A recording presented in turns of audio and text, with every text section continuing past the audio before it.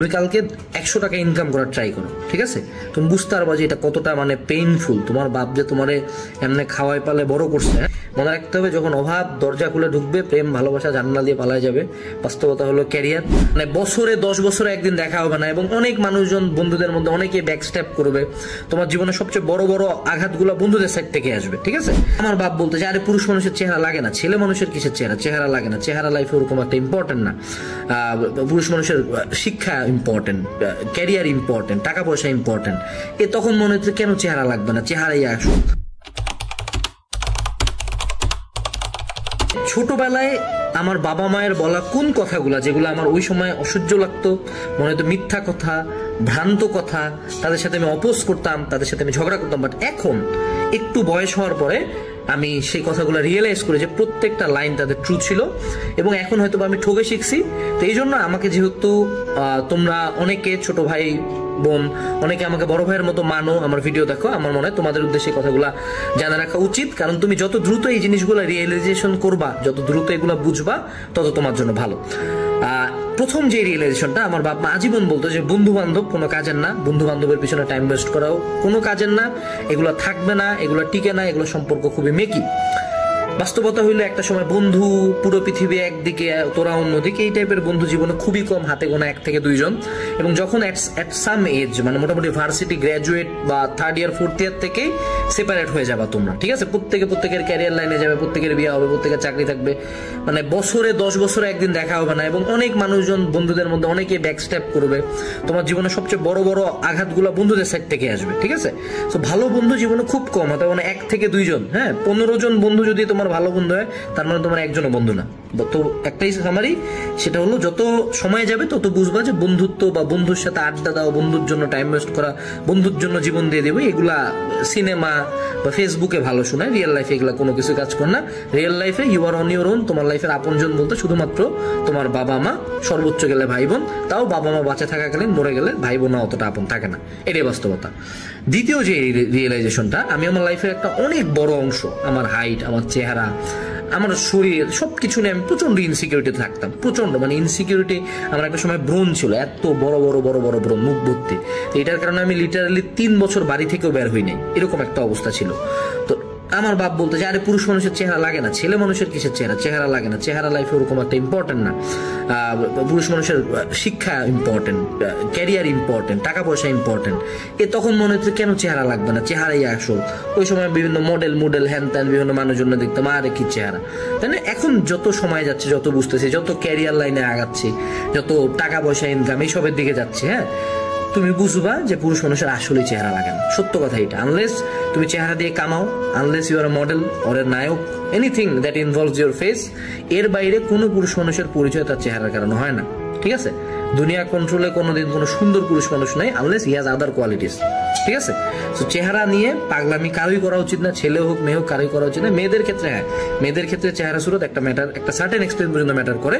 কিন্তু পুরুষ মানুষের ক্ষেত্রে তোমার the only thing you should focus on শুরু থেকে, সেটা হলো ক্যারিয়ার। তো আমার জীবনে এরকম বেশ কয়েকটা খুব জঘন্য ব্রেকআপের ঘটনা আছে, যেগুলোর কারণে আমার লাইফ থেকে অনেকগুলো বছর পুরোপুরি মাইনাস হয়ে গেছে। আমার মনের মতো অবস্থা ছিল। হ্যাঁ, তো আমার বাপ মা বলতো যে এগুলা কোনোটাই ঠিক না, এগুলা প্রত্যেকটা মেয়েকি এইটার মতো টাইম ওয়েস্টিং জিনিসপাতি পৃথিবীতে নাই।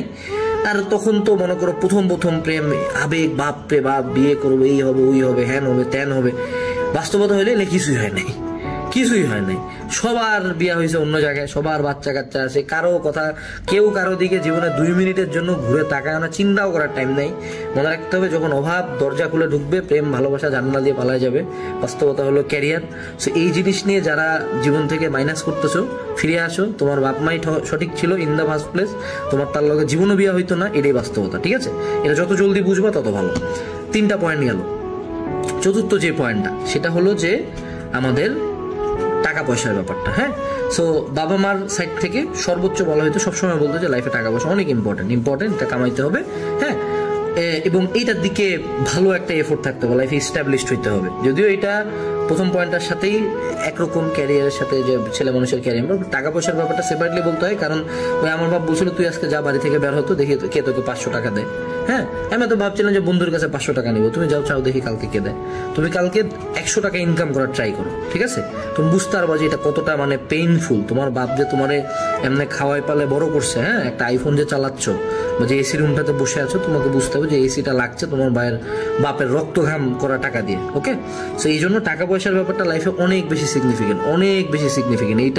এটা যে কত ইম্পর্টেন্ট লাইফে, এটা একান্ত একটা ছেলে মানুষ সবচেয়ে বেশি বুঝতে পারে।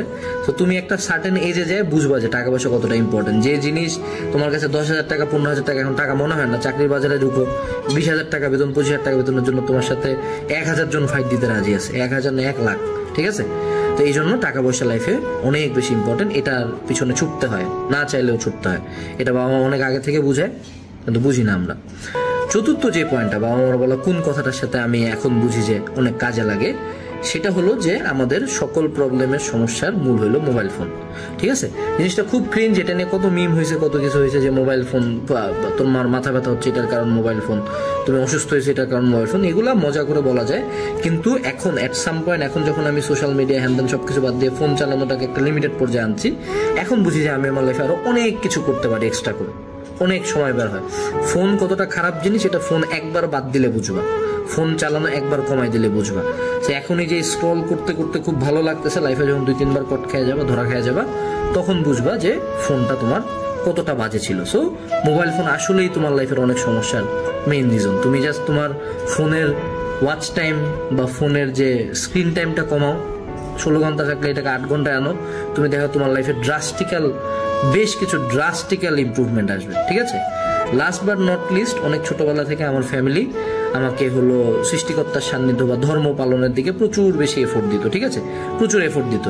যদিও আমি এখনো ওই লাইনে খুব একটা ভালো মতো যাইতে পারি নাই, বাট অ্যাট সাম এক্সটেন্ট এখন বুঝি যে ওই জিনিসগুলো থেকে যে লার্নিংগুলো থাকে, ধার্মিক বিষয়গুলো থেকে যে লার্নিং বা যে পিসটা থাকে, এই লার্নিং বা এই পিস তুমি পৃথিবীর কোনো জায়গায় পাবা না।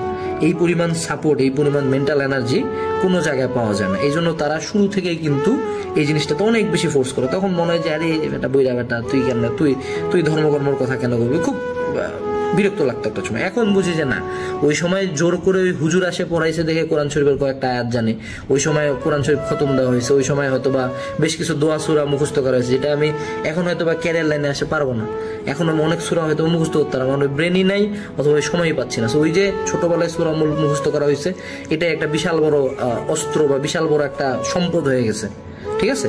ওই সময়ের বেশ কিছু, আমি অনেককে চিনি, অনেক পরিবারের সন্তানকে চিনি যাদেরকে বেসিক নলেজগুলো দেওয়া হয় নাই, ঠিক আছে? ওই যে হুজুর আসে, হুজুর রাখে 15 টাকা, একটা পর যেমন এটা রিজনটা কি, এখন বুঝি এটা রিজনটা কি।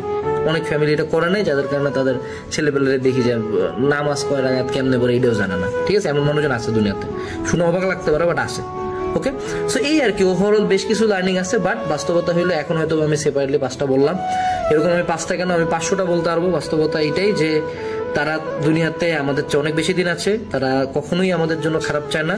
সো বাপ মায়ের বলা বা বাপ মায়ের সাজেস্ট করা 99% কথা হয়তো বা ভালো, 99% কথা ভালো, 99% কথা লাইফে কাজে লাগবে।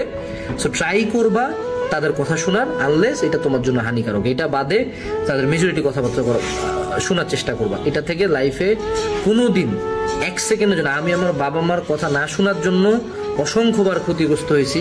যেমন একটা খুব বড় ক্ষতিগ্রস্ত হওয়ার উদাহরণ হলো যে যখন হলো করোনা চলতেছিল, তখন আমার কিছু ইনকাম হয়েছিল, ওই ইনকাম দিয়ে আমি একটা গাড়ি কিনছিলাম। সে গাড়ির এখন কোনো খোঁজ খবরই নাই, সে গাড়ি এখন মনে হয় 3 ভাগের 1 ভাগ বা 10 ভাগের 1 ভাগ দামেও নাই, ইউজও করতে পারি না। সেখানে ওই টাইমটাতে আমার বাবা বলছিল যে টাকা দিয়ে তুই একটা জমি জমা বা এইসব ইনভেস্ট কর। তো ওই সময় যে জমিটার কথা চলতেছিল সেটার দাম এখন 1000 গুণ বেশি হয়ে গেছে, আর আমার গাড়ির দাম নামে আসছে 3 ভাগের 1 ভাগে। এটাই বাস্তবতা। সো তাদের ইন্টালেক্ট এবং নলেজটা রিয়েল লাইফ থেকে আসে অনেক বেশি। তো এই জন্য তাদের কথাবার্তা আমার মতে শোনা উচিত।